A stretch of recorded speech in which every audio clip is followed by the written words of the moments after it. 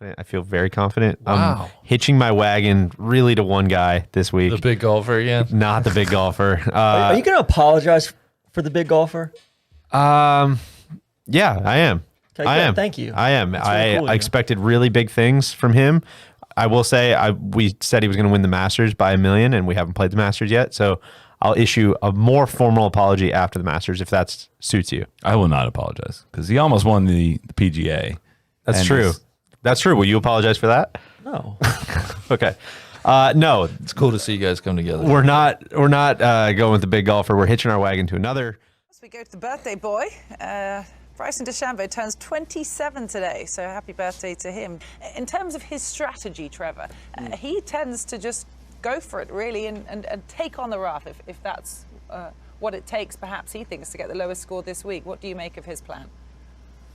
Well, I'm obviously unfamiliar with that style of play, but he feels like that is his best chance.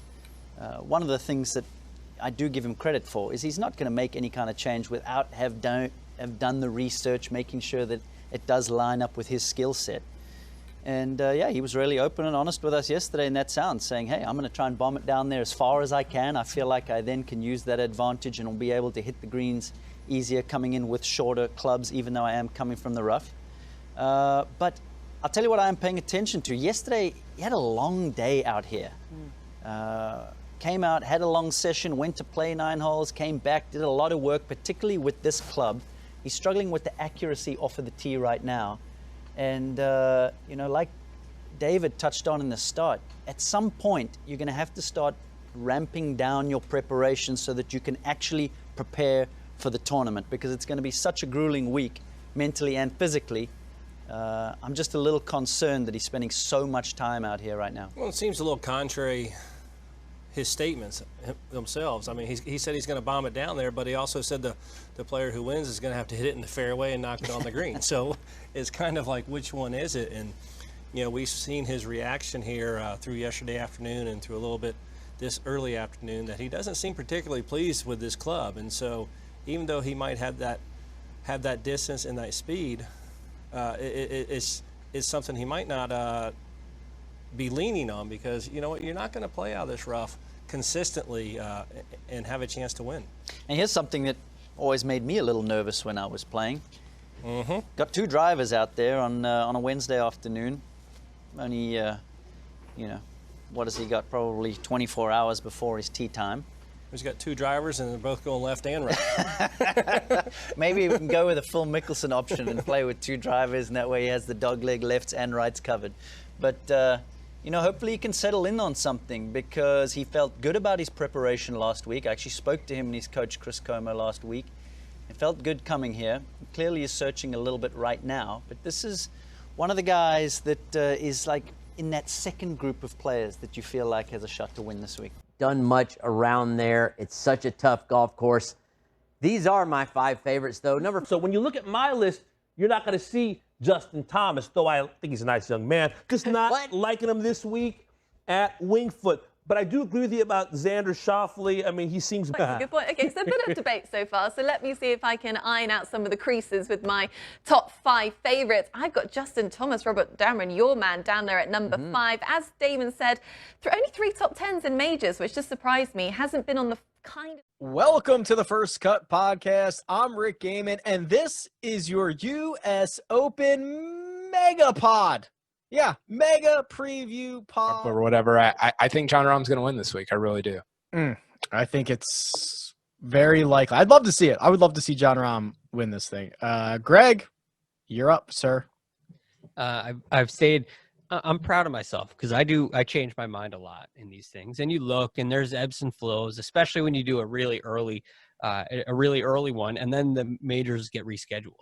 So your picks from January get changed quite a bit, but I'm sticking with my pick from January, and it's Xander Schauffele. You could convince me that there are 15 golfers who can win this golf tournament. I opted for the one that I thought was the most valuable, which is Webb Simpson at 25-1. Any parting words? Well, thanks for joining me this week. It's been so much fun previewing it. I can't wait to see how wrong we are. Yes. But he doesn't have to win. He just has to beat Bryson. And I think he could do that. Bryson led the PGA Tour in strokes gained off the tee, but he was 140th in driving accuracy. Bomb and gouge is not going to be a viable strategy at Winged Foot. And I could see Tiger strategically plotting his way around, playing small ball, finding fairways, leaving long approaches, and somehow backdooring a top 25 while never actually contending. Again, he doesn't have to win. He just has to beat Bryson. I'll take Tiger. I think I do remember the column you referenced, but we'll move on. I'm going to go the other way, shockingly. I'm going to take Bryson. It's inverse Bryson. I don't really know how to deal with this. He now doesn't play well in regular events, but he plays really well in the one major, a T4 at the PGA. That's the flip of the script versus what we're used to. This is going to be a hard course. I know that he's going to be spraying it a little bit off the tee, but I still think the bombing style that he's going to take it with is going to have some success, whereas I'm not convinced the Tiger's going to make the cut. I'm going to go even further now and get myself into a bigger hole. I think there's going to be a 75 or 76 looming in one of those two first rounds. I don't know if that's going to be enough for him to be able to overcome to make it to the weekend. Give me Bryson, who'll be there all 4 days. You pay attention to those that made changes in the way they train and they got better. And so I think it's worthy of studying what Rory did to get longer post his injury and what Brooks Koepka has done. And I'm pretty bullish on on Bryson, having done his due diligence on the proper way to train.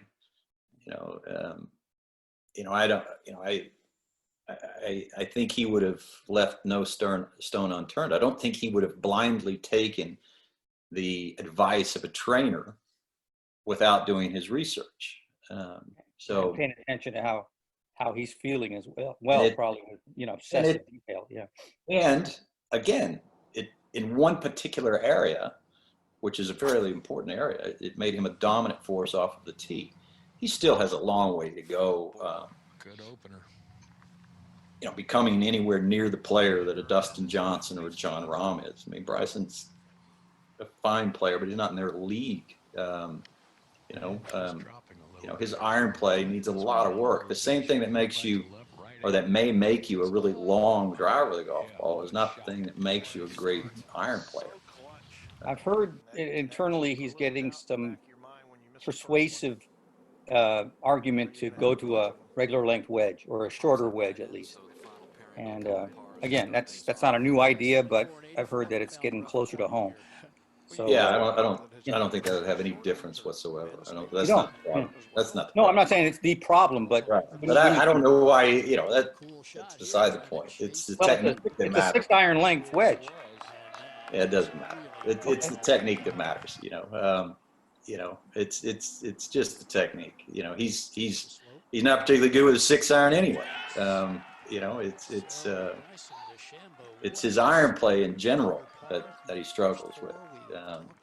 So and that's related to the method that he uses. I mean, in the same way he's tackled hitting better drivers, he could tackle hitting better iron shots and go investigate who the best iron players are. And I'm convinced Bryson could figure that out along with his coach, and blend in the elements of great iron play with great driving. Maybe that's the next mission. Just briefly on Bryson, but let's transition to Winged Foot. How do you think the experiment will play out on a probably as rigorous a U.S. Open test as there is in terms of especially punishing crookedness at all? Expect anything from him, or do you think that his method, or at least his approach, can be something that actually works at Winged Foot as well?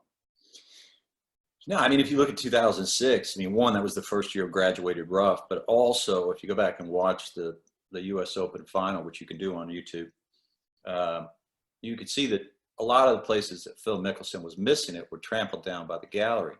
And that's not going to happen this go around. So not only will there not be graduated rough, there'll be, from what I understand, thicker rough, but there will not be the escape the deeper you get into the rough because it's trampled down.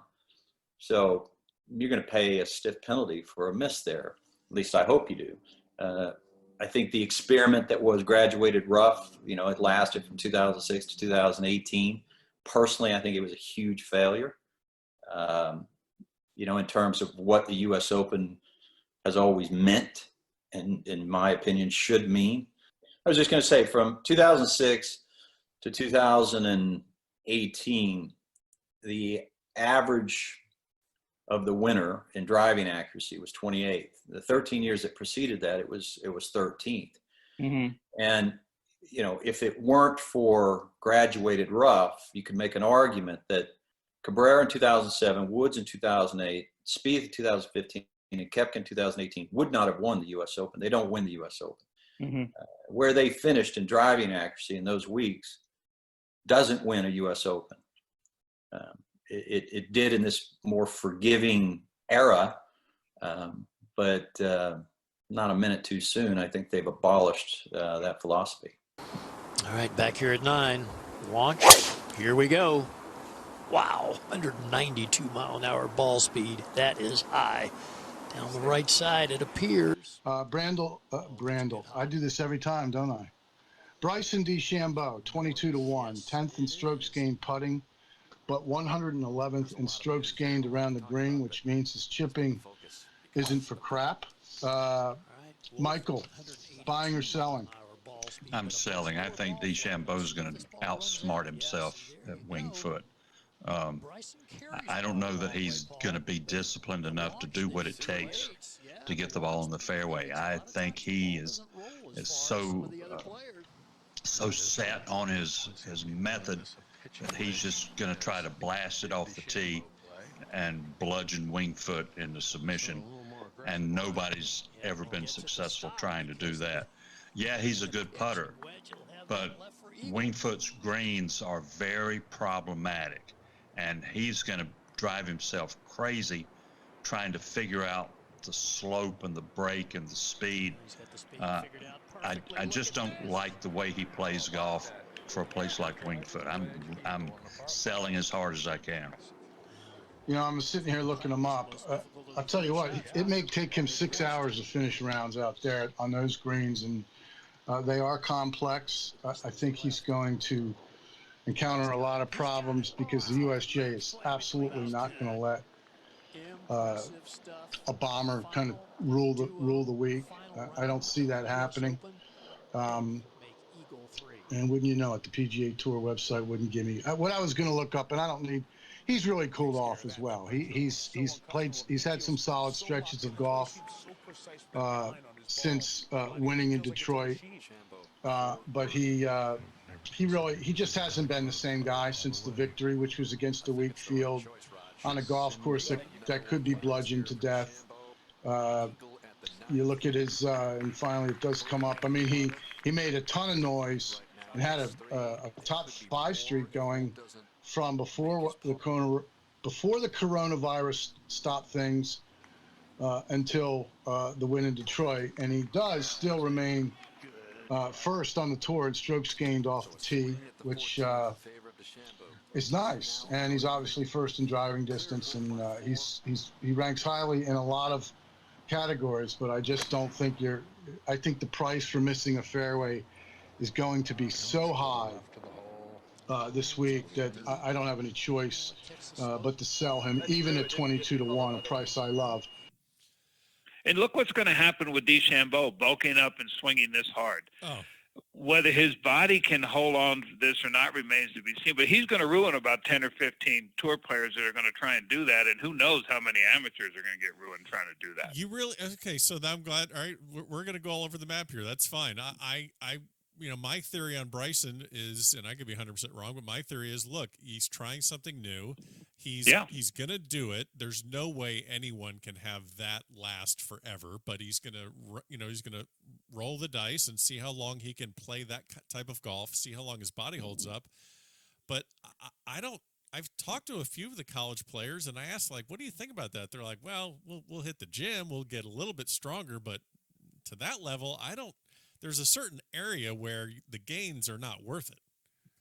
No, well, first of all, if you a course like where they're playing this week, it'd be interesting to see what Bryson can shoot there. Yeah, because he can't. He'll try and do that. I didn't even notice what his scores were this week, but I mean, he'll try that, but that's not going to work on a course like that. It definitely won't work at Winged Foot. I guarantee you that. Yeah, until he starts like dominating majors, maybe winning 2 or 3 in a row, and it becomes clear that that length advantage is this is the new thing. Until that happens, Hey, Ben. Yeah. Ben. Yeah, I know.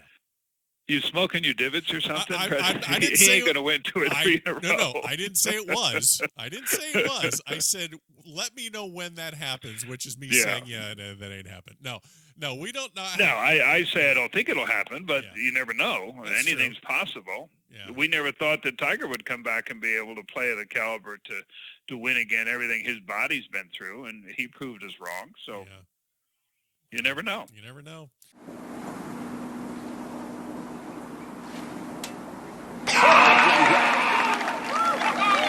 And Bryson DeChambeau is indeed a U.S. Open champion at Winged Foot.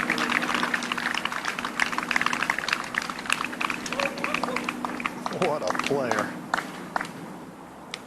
He has been rewarded. The second guessers now have to rethink, and there's your U.S. Open champion. No doubt about it. A much different kind of atmosphere here. You know, is Bryson's philosophy going to, drip down to the other players that play this sport? Can I sign a 15-year contract? You give me 28-1, I get Bryson for the next 15 years at U.S. Opens. 28-1. That's a joke. We talk about the super elite drift, the elite drift. Bryson at 28-1, an elite driver of the golf ball, an elite putter. I don't know, guys. Could he spray it? Sure, he might. But he can hit it long and he can hit it straight. And if he's accurate, everyone's in big trouble. Everyone's in big trouble. If you could tell, I like Bryson this week. He doesn't, since he's like bulked up and become big hulking Bryson.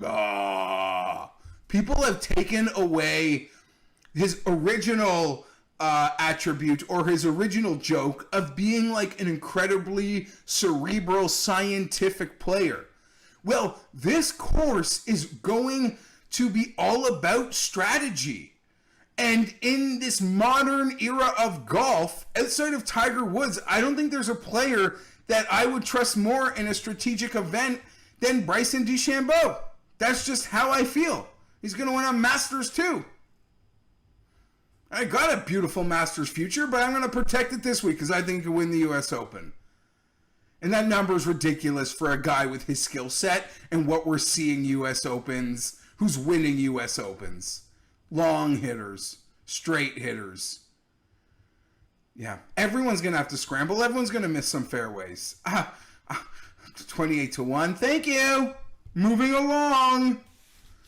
Let me know. You get back to me if you're watching at FanDuel or PointsBet. I'll pay up front. Make it 15 years. He's going to live to 100. At 28-1, I'm going to... Oh, my God. Please contact me. I want a 10-year contract. Bryson U.S. Open, 28-1 each year. Till 2030. That's the bet I have. Like, I'd give you a thumb for it. Moving along. I'll calm down. Sorry.